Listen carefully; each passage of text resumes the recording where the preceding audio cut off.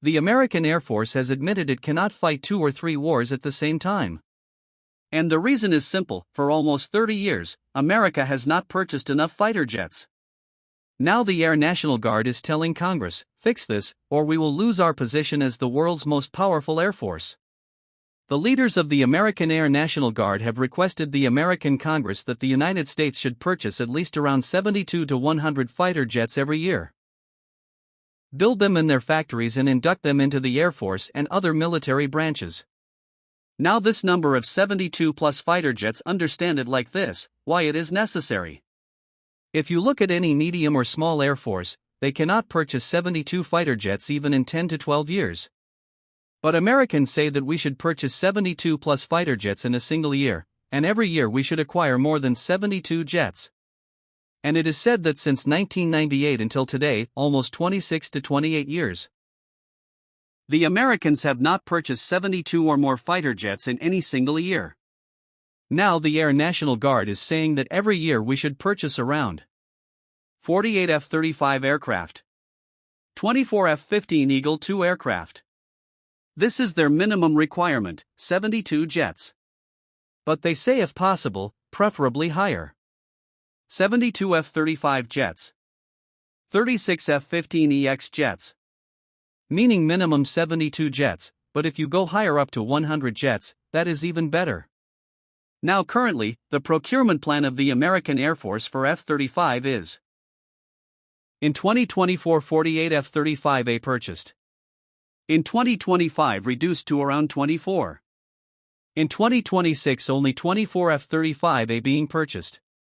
In 2027 planned 38 F-35. So compared to 2026, 16 more jets in 2027. But compared to 2024 and even 2025, 2027 still has fewer jets. So the trend is going downward. While they say the requirement is minimum 72 jets per year, the purchase of F-15EX is also very low and not in large numbers. So the Air National Guard says that if we continue purchasing at this rate, maintaining fleet strength will become very difficult. And our fleet will not remain as powerful as it is now. We won't be able to maintain our global position. Wherever wars happen, we deploy. Why is the Air National Guard saying this? It is said that the American Air Force's aircraft are becoming old, and its size is shrinking. At the same time, it is becoming the least ready Air Force. What does that mean? If 10 years ago the Air Force had 100 aircraft, 70 were combat ready. Now after 10 years, just an example, if they have 100 aircraft, only 40 to 50 are combat ready. Meaning availability rate has dropped. So to improve availability, they say we need more aircraft. Because we are buying fewer aircraft and their availability is also decreasing. Now demands come from the American president. Deploy aircraft in Europe against Russia. Deploy in the Pacific against China. Deploy in the Middle East against Iran. They say we don't even have enough aircraft left to fight 2 to 3 wars simultaneously. If you want us to fight multiple wars, then give us more aircraft. Now which aircraft do they want to replace? First, F-16, A-10 Thunderbolt II, F-15C Eagle, older single-seat version. They want these retired and replaced with new aircraft. Now they are even saying that older F-35A aircraft are also nearing time limits. It's unclear if they actually want to replace F-35 as well. Air National Guard says it currently has 24 fighter squadrons. Out of these, half, 12 squadrons, are F-16.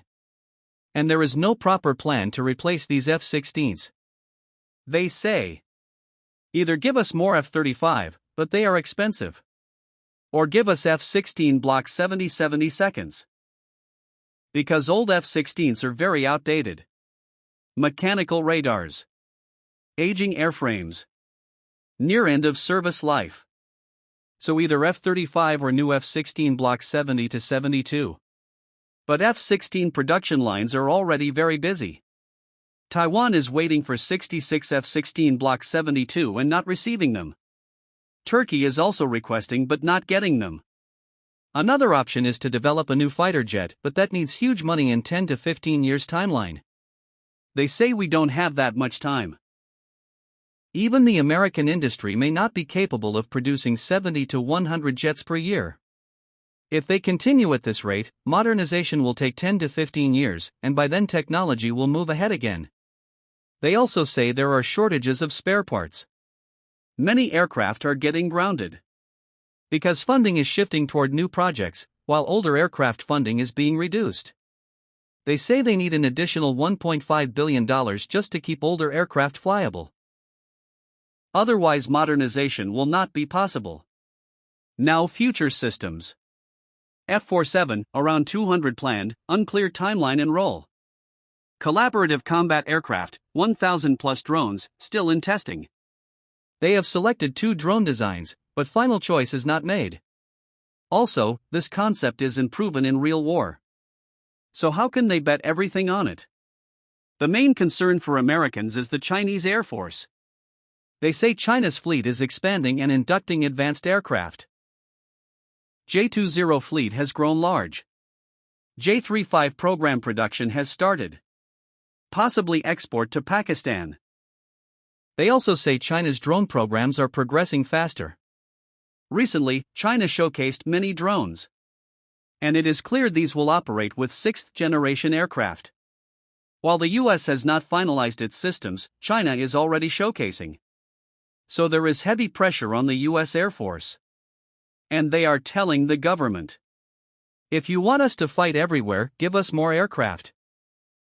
Because China is expanding its J-20 fleet, J-35 production has started, and it is already showcasing systems designed to work alongside 6th-generation aircraft. Meanwhile, America is still debating whether it can afford 72 jets a year, a number it hasn't hit since 1998. That gap between what America has and what China is building, that is the real story here.